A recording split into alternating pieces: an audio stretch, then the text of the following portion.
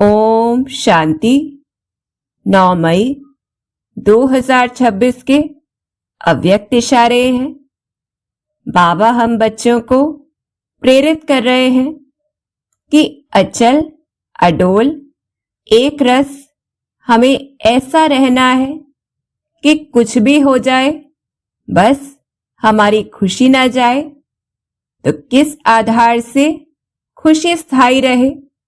तो सदा मास्टर सर्वशक्तिवान की सीट पर सेट रहने वाले ही अचल अडोल रहते हैं। बाप दादा कहते हैं, बच्चे शरीर भी चला जाए लेकिन आपकी खुशी नहीं जाए। पैसा तो उसके आगे कुछ भी नहीं है। जिसके पास खुशी का खजाना है उसके आगे कोई बड़ी बात नहीं।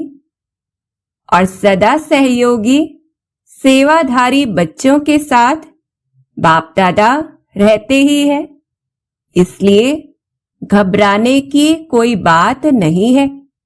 तो किस प्रकार से हमें ऐसी श्रेष्ठ स्थिति में रहना है? अब अगर हम चिंतन करें तो मुख्य बात आती है कि हमें बस सर्वशक्तिवान अपने शिव पिता की याद में रहना है। तो कोई भी परिस्थिति हमें हिला नहीं सकती है। जितना हमें यह याद रहेगा कि हम सभी बच्चे परमात्मा शक्तियों के मालिक मास्टर सर्वशक्तिवान हैं। कोई भी परिस्थिति वह बड़ी नहीं है, बल्कि मेरी स्थिति बड़ी है।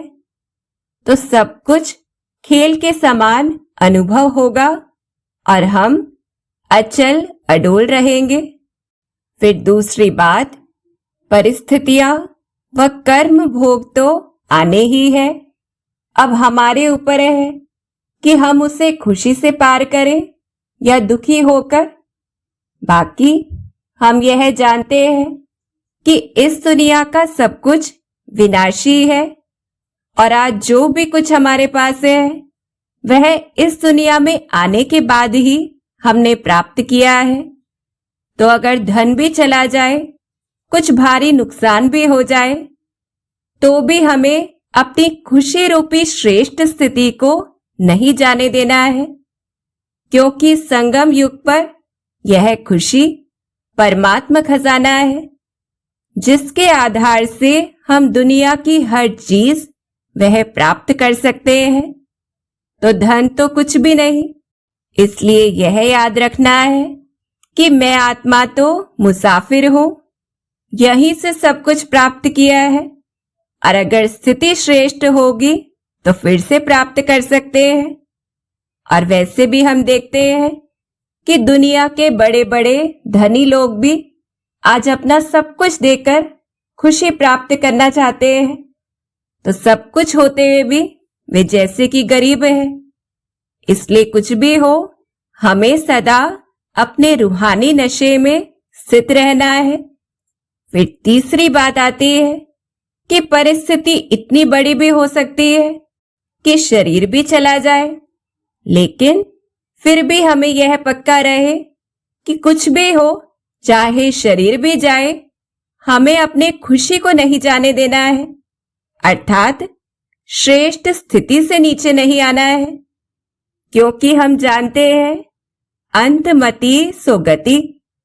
तो जैसी हमारी अंत की अवस्था होगी उस अनुसार ही हमारा अगला जन्म होगा।